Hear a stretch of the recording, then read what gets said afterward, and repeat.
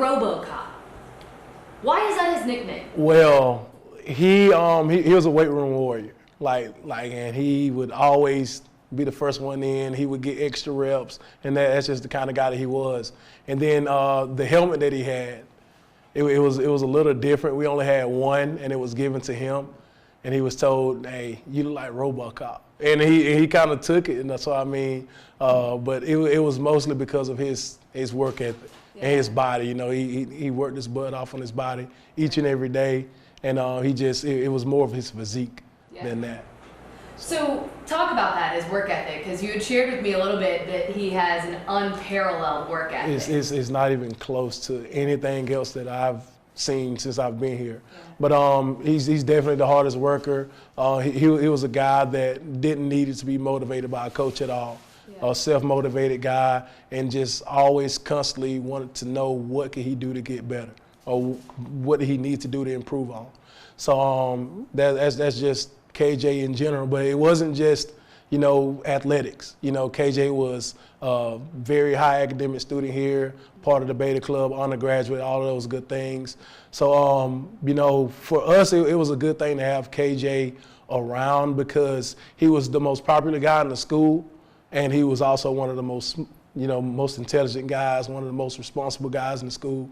And he was just good for not only our school, but for the community. And you said he was more than just a football player. Yes. He played a lot of sports. He was a 3-sport athlete, and obviously he played football, but he played basketball. We played for the state championship his senior year, and he was our energy guy just because of his personality and his work ethic. So he was the sixth man, and like I was telling you last night, in the quarterfinals, we were down by 15 in the fourth quarter, and we knew that we had to have a spark. So KJ comes in the game and completely shuts down the team's best player. He has 12 points in the fourth quarter, and eventually puts us in a position where we can get the win and move on. So, but that's just who KJ was. He was a member on our 4x1 team, our 4x1 relay team in track. And he was the third leg and set us up to where we were able to finish third in state in the 4x1 his senior year. So he was just an awesome kid, always involved in the community, and just someone that everybody knew and loved. So you told me, did he get looks by other schools? Could he have gone somewhere else? He had several different offers, but when I first got here, and like I said, I knew KJ since he was a kid, I asked myself, what do you want to do after high school? And he said, I'm going to play football at the University of Georgia. And I'm like, well, KJ, you're in your senior season. They're probably already recruiting next year's running backs. And I'm not saying that you can't do it, but what I'm saying is you're probably going to have to get accepted into school and walk on. And he was like, okay. And never flinched and understood exactly what he had to do. And he was already, he was a dual enrolled student. So he was taking classes here and at East Georgia College here in town. So, and he had one more semester left. So he actually ended up finishing up at the Swainsboro campus. So he finished up at the Swainsboro campus while working at Walmart. So he's doing that, working at Walmart, kind of footing his own bill. And he's also working because he knows once I get accepted into Georgia, I'm going to walk on and I'm going to make the team. So it was just amazing to see it come into fruition, to see it happen, because this kid, he knew exactly what he wanted, and he went and got it. So it was just amazing to see. And so he does go to Georgia, tries out, makes the team. And then G-Day comes around. Talk about how he did it. And he almost stole the show. He was kind of the talk of G-Day, the way he came in and he ran the ball. He had one run that I can remember where he's toting the pile for like 10 yards. So, he had a heck of a day. And then, that was sort of when he kind of had his I've arrived moment. Yeah. And knowing KJ, he's just getting started. He's just getting started, I promise. And you said you don't doubt that come maybe a year or two, he's going to earn a scholarship. Why do you think that? Because KJ is a guy that sets a goal and does whatever he needs to do to make sure that he reaches it. Yeah. And if it's going to take him to stay up all night to lift weights or get some extra studying in or do whatever he has to do to improve and to give himself that advantage over people that he's not necessarily as athletic as, he's going to get it done. That's just what KJ does. He sets a goal and he's a go-getter. So, like you said, one of the best to come through here. Swainsboro is not a big town. It's not. Have you felt a sense in the community that there's a lot of people following him, wanting to keep up with him, pumped for him that they're going to the SEC championship? No doubt. What's kind of the talk around town about KJ going to an SEC championship? Well, first of all, it's just excited to I guess it's exciting to know that we have one of our own that's out there playing for the University of Georgia is going to have the opportunity to win the SEC championship this weekend. So obviously everybody's excited. You know, there's several different watch parties being set up. The local sports bar in town, they're going to open up, have free food and drinks. And I mean, everybody's excited about, you know, the opportunity for KJ, and everybody's excited for, you know, not only everybody in Swainsboro, just everybody in the area. Everybody in the entire CSRA. So we're just excited about KJ, and we're just hoping that he can go ahead and earn his first SEC championship this weekend. If you were to maybe a year from now, well, let's say senior year at Georgia, how do you think his 4 years, 3 remaining years at Georgia are going to shape out? If you had to guess, how do you think they'll go? Knowing KJ McCoy, he's going to find a way to contribute to that football team. That's just what he does.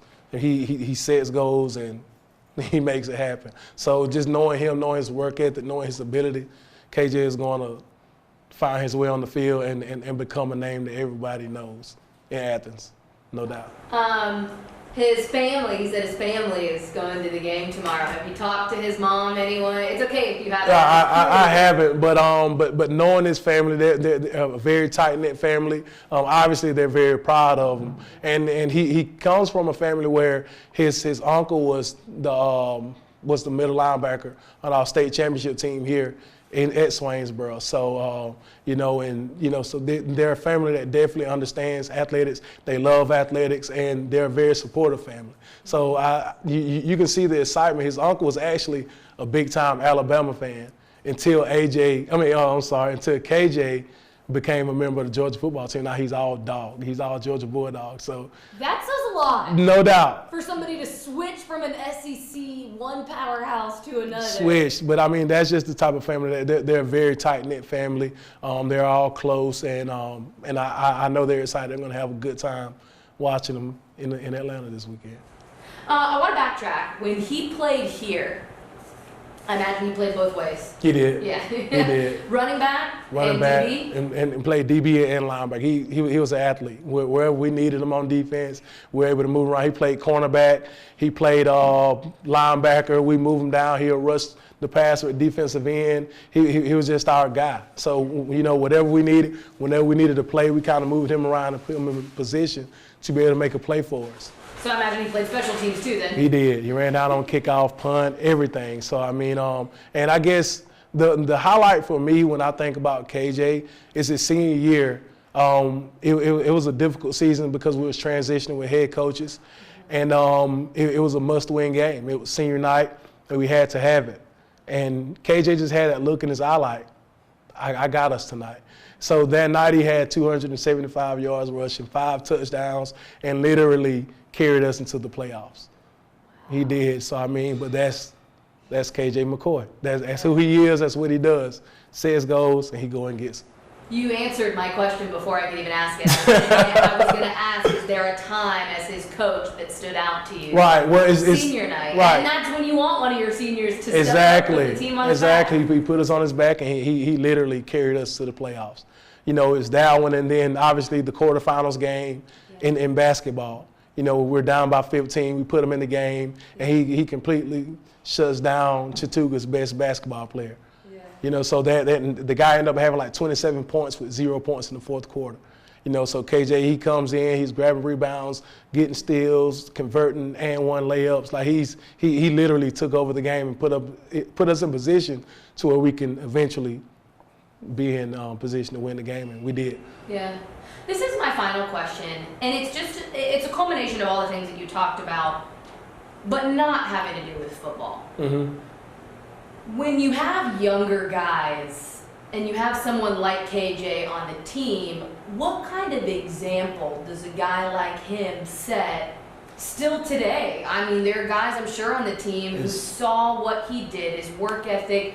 on the field, off the field, working at Walmart, while trying to go to school. Exactly. What kind of example does that set for all young men and women, really, in this community? No doubt. I mean, the thing that KJ did, you know, even while he was here, he allowed some of our younger guys and kids, I mean, all the way down to the primary school, to see that a guy that's in the same position that you're in can do it, you know. And I mean, we all come from similar backgrounds here in Swainsboro.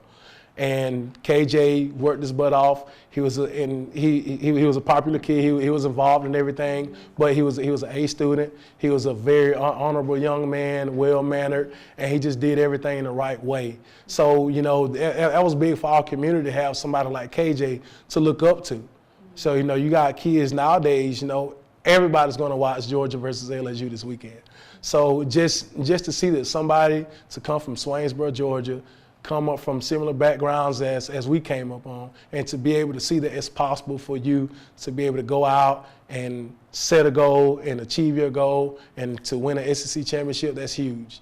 Yeah. That's huge for us. So obviously we're excited for KJ, excited about this weekend, and hopefully he'll be able to win his first SEC championship.